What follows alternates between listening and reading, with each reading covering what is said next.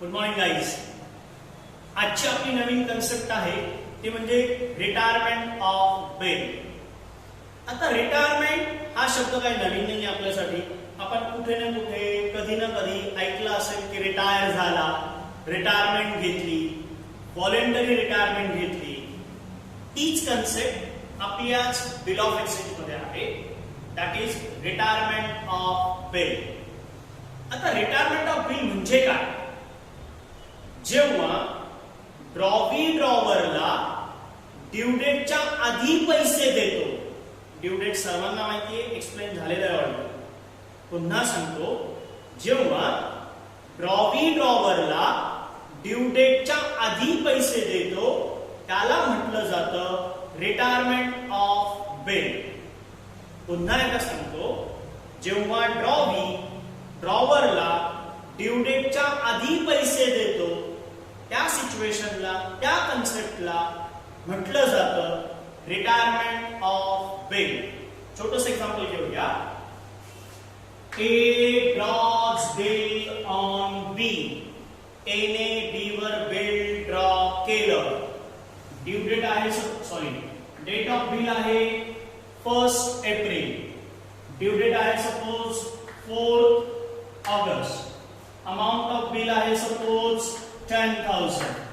सोपं एक्झाम्पल आहे. ए ने बी वर बिल ड्रॉ केलं, 1 एप्रिलला बिल ड्रॉ केलं. अमाउंट आहे 10,000 रुपये आणि ड्यू डेट आहे 4 ऑगस्ट. ही सिच्युएशन आहे. जर समजा ड्रॉवीने ड्रॉवरला ड्यू डेटच्या आधी पैसे दिले तर त्याला म्हणायचं रिटायरमेंट ऑफ बिल. जर समजा 1 महिना आधी पैसे दिले, ऑगस्टच्या ऐवजी जुलैला पैसे दिले, म्हणजे कधी पैसे दिले? 4 जुलैला पैसे दिले किंवा देऊ शकतो किंवा दिले तर त्याला म्हणायचं रिटायरमेंट ऑफ बिल. मग आता एक साधी गोष्ट आहे, गरज नसताना ड्रॉवी ड्रॉवरला आधी पैसे देईल का? अजिबात नाही. तो म्हणते महिनाभर पैसे मी वापरतो ना. मग जर मी तुला आधी पैसे देतोय, आगाऊ पैसे देतोय, ठरल्यापेक्षा आधी देतोय, तर मला काहीतरी डिस्काउंट दे, तरच मी तुला ड्यू डेटच्या आधी पैसे देणार. मग समजा एक छोटंसं एक्झाम्पल, ड्रॉवरने ड्रॉवीला 100 रुपीज डिस्काउंट दिला. मग तू त्याला मला महिनाभर आधी पैसे देतोय, तर एक काम कर, 10,000च्या ऐवजी किती हजार रुपये दे? 9,000. म्हणजे ड्रॉवीचा पण फायदा आणि ड्रॉवरचा पण फायदा. ड्रॉवीचा फायदा काय? की त्याला 100 रुपये कमी द्यावे लागले. ड्रॉवरचा फायदा काय? की जे पैसे 4 ऑगस्टला मिळणार होते ते पैसे मिळाले 4 जुलैला, म्हणजे 1 महिना आधी पैसे मिळाले. या सिच्युएशनला म्हटलं जातं रिटायरमेंट ऑफ बिल. जेव्हा प्रॉब्लेम मध्ये बिल रिटायर केलं जातं त्याच्या वेगळ्या एंट्रीज असतात, सेपरेट एंट्रीज असतात. जसं मी तुम्हाला सांगितलं होतं की आपल्या काही एंट्रीज येणार आहेत, तिथे स्टार टाकायचा, स्टार नाही आपण नंबरिंग केलंय, नंबर टाकायचा आणि पुढचा नंबर देऊन ती एंट्री लिखाण करायची. तर ही जी एंट्री आहे आपण 2 पुस्तकात घेणार आहोत. पहिलं म्हणजे द बुक्स ऑफ ड्रॉवर. जो काही तुमचा नंबर असेल तो टाका. इथं लिखाण करणार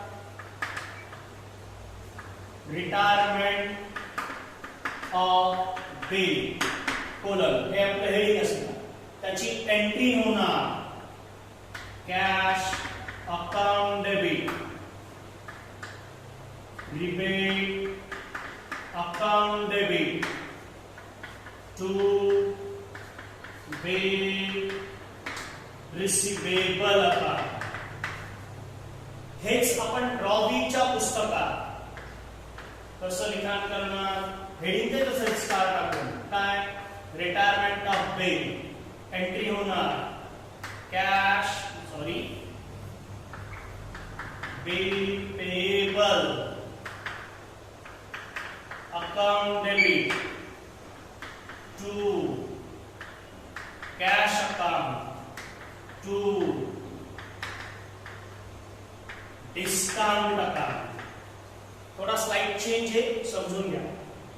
ड्रॉवरच्या पुस्तकामध्ये जी सूट दिली जाते त्याला म्हटलं जातं रिबेट. 100 रुपये आपल्याला कमी मिळणार आहे, आपण डिस्काउंट देणार आहे, ते आपले एक्सपेन्सेस आहे. रूल सांगतो debit all expenses and losses. ड्रॉवीला 100 रुपये कमी द्यावे लागणार आहे, तो त्याचा इन्कम आहे म्हणून इन्कम आहे म्हणून तो क्रेडिट. रूल सांगतो credit all income and gains. म्हणून इथे रिबेटला क्रेडिट केलं जातं आणि इथे रिबेटला डेबिट केलं जातं. पण एक छोटंसं पुन्हा याच्यामध्ये महत्वाचा पॉइंट आहे. ड्रॉवरच्या पुस्तकामध्ये त्या सूटला म्हटलं जातं रिबेट, परंतु ड्रॉवीच्या पुस्तकात रिबेट न म्हणता त्याला नॉर्मल शब्द वापरला जातो, तो म्हणजे डिस्काउंट. समजा आता हे बिलाचे अमाऊंट आहे 10,000, 9,900. ते कसं होणार? कॅश मिळाली 9,900 डेबिट, रिबेट दिला 100, बिलाच्या अमाऊंट किती आली क्रेडिटला 10,000. तेच इथे बिलाची अमाऊंट किती आहे 10,000, कॅश किती दिली 9,900, डिस्काउंट किती मिळाला 100. हे ड्रॉवरच्या पुस्तकात एंट्री लिखाण घ्यायची करून घ्यायची, पुढचा नंबर देऊ. हे ड्रॉवीच्या पुस्तकात पुढचा नंबर द्यायचा आणि एंट्री लिखाण करून घ्यायची आहे. ओके, तर या start problem. What's one? Meenal draws on Usha bill of ₹5,000 for 3 months.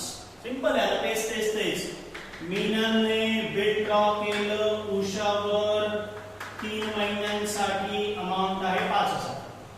आपल्याला मी पहिल्यापासून सांगतो ड्रॉवरच्या बुक्स मध्ये कॉन्सन्ट्रेट करायचंय. एकदा की ड्रॉवरच्या बुक्स मध्ये एंट्रीज परफेक्ट झाल्या की मग आपण ड्रॉवीकडे वळणार. आता Meenal draws bill on Usha. Meenal आहे ड्रॉवर, उषा आहे ड्रॉविंग. म्हणून आपल्यावरती हेडिंग आहे in the books of Meenal into bracket drawer. पहिली एंट्री पास होणार, बिल ड्रॉ केलं, एंट्री होणार bill receivable account debit to Usha. First amount आहे 5,000. 5,000. Simple narration. being bill drawn for 3 months. पुढे Usha accept the bill and return to Meenal. Meenal then discounted at bill at 12% per annum with her bank. Meenal ने ते bill बँकेत discount केलं 12% per annum. म्हणजे आपली पहिली working note असेल, working note, पहिली वर्किंग नोट असेल ते म्हणजे कॅल्क्युलेशन ऑफ डिस्काउंट. हेडिंगच असं असेल, कॅल्क्युलेशन ऑफ डिस्काउंट. झालं यादी. डिस्काउंट कॅल्क्युलेट करताना 3 फॅक्टर्स महत्वाचे असतात. पहिला आहे अमाउंट ऑफ बिल, दुसरा आहे रेट, तिसरा आहे पिरियड. या पिरियडला अनएक्सपायर्ड पिरियड पण म्हणतात, आपण शॉर्टकट मध्ये पिरियड म्हणतो. आता बिलाची अमाउंट आहे 5,000, पर्सेंट आहे 12 आणि मंथ आहे 3 divided by 12. Simple calculation. 12 cancel, 0 0 0 0. Rupees 150. डिस्काउंटची अमाउंट आहे 150. एंट्री पण आपण नंबर ऑफ टाइम केली. ड्रॉवरच्या पुस्तकात बिल डिस्काउंटची एंट्री काय होणार? Bank account debit, discount account debit to bill receivable account. Second, bank account debit, discount account debit to bill receivable account. बिलाचा amount आहे 5,000, डिस्काउंट आहे 150, इथे 4,850. तेच narration. being bill discounted into bank at 12% per annum. पुढे Usha find herself unable to make payment of bill and request Meenal to renew the bill. उषाने मीनलला request केली due डेटला, मॅच्युरिटी डेटला, की मी बिलाचे पैसे देऊ शकत नाही, तर तू बिल रिन्यू कर. झाले आपला नंबर ऑफ टाइम. रिन्यू कर म्हणजे ओल्ड बिल कॅन्सल कर आणि नवीन बिल ड्रॉ कर. मग ओल्ड बिल कॅन्सल करायचं म्हणजेच डिसऑनरची एंट्री. डिस्काउंट केलेलं बिल डिसऑनर झालं, नॉर्मल एंट्री होणार. जेव्हा जेव्हा बिल डिसऑनर होणार त्याला रिस्पॉन्सिबल असतो ड्रॉवी, म्हणून एंट्री होणार drawee account debit to holder account. Drawee आहे Usha, Usha account debit to bank account. Amount आहे 5000. नॅरेशन असणार काय, being discounted bill cancel. Dishonor nahi, it's a cancel. Next one. Meenal accept proposal on a condition that Usha should pay ₹2000 in cash. म्हणजे त्यांनी काय सांगितलंय की 5000 रुपयांपैकी 2000 रुपयांची कॅश द्या, ज्याला म्हणतो आपण working note number. Second, calculation of new bill. इथे हेडिंग देतो old bill. How many rupees? 5000. ई डायग्रामचा पहिला एरो कॅश, दुसरा एरो न्यू बिल.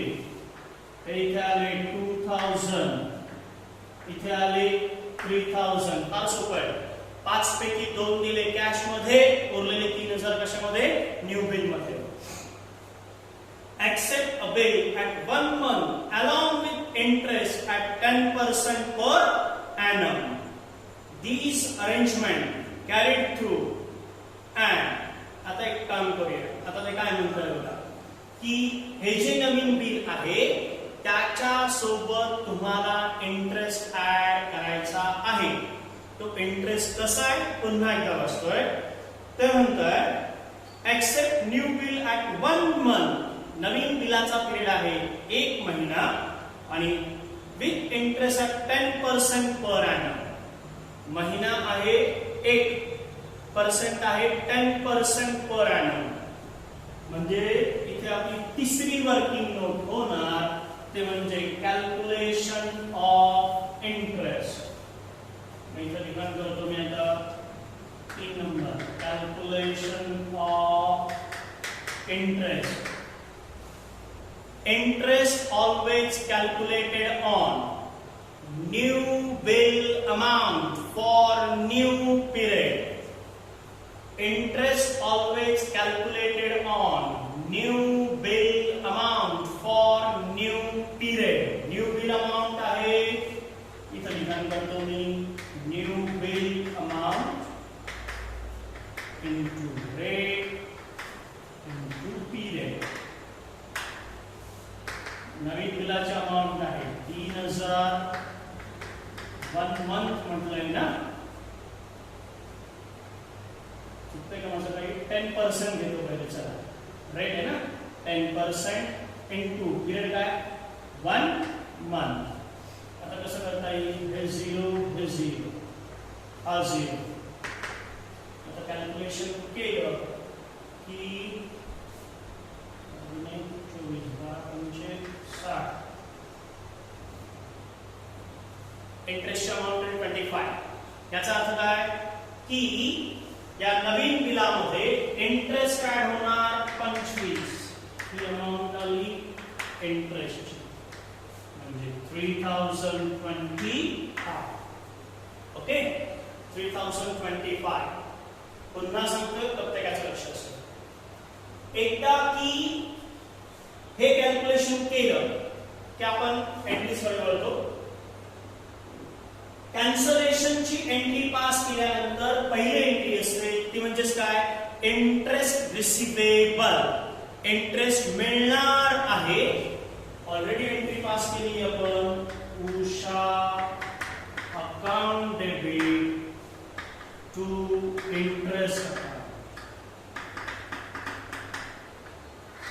आपल्याला किती इंटरेस्ट मिळणार आहे? 25. नरेशन काय? Being interest receivable. Interest receivable नंतर आपण एंट्री पास करतो. Part payment receive. Part payment cash मिळाली. Cash account debit to Usha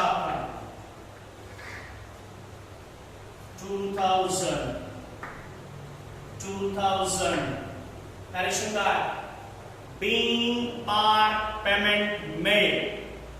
being part payment received असं म्हटलं तरी पण चालणार. त्यानंतर नवीन बिल ड्रॉ करायचं आपल्याला. नवीन बिल किती अमाऊंटचं आहे? 3025. एंट्री होणार. बिल जरी नवीन असेल एंट्री मात्र तीच होणार. Bill receivable account debit to Usha account. That is 3025. 3025. Narration. Being new bill drawn, including interest. Being new bill drawn, including interest. शेवटचं पॉइंट आहे. वाचतोय बघा. And then Usha retired bill by paying rupees 3050. आणि शेवटी bill काय झालं? Retire झालं. ती अमाऊंट आहे 3050. आता ड्रॉवरच्या पुस्तकात आपण काय एंट्रीज लिखाण केली तेच पुन्हा सांगतोय. Normal entry cash account debit, rebate account debit to bill receivable account. इथे लिखाण करतो. Number 7 cash account debit, rebate account debit to bill receivable account. फार महत्वाचं आहे. पुन्हा एकदा सांगतो. नॉर्मल जेव्हा बिल ऑनर होतो तेव्हा एंट्री होते cash account debit to bill receivable account. पण आज रिटायर झालंय म्हणून तिथे रिबेट आला. एंट्री होणार cash account debit, rebate account debit to bill receivable account. आता नवीन बिलाची अमाऊंट आहे 3025. मी इथं लिखाण करतो 3025. ते म्हणताय हे बिल किती रुपयांना रिबेट केलंय त्यांनी? ते म्हणजे 3050. म्हणजे तिथे आले 3050 मधला गॅप म्हणजे रिबेट. दॅट इज ओनली म्हणून एंट्री पुन्हा एकदा सांगतोय. Cash account debit 3050, rebate account debit ₹10 to bill receivable account 3025. आणि याचं नॅरेशन असेल being bill retire before due date. I repeat, being bill retire before due date.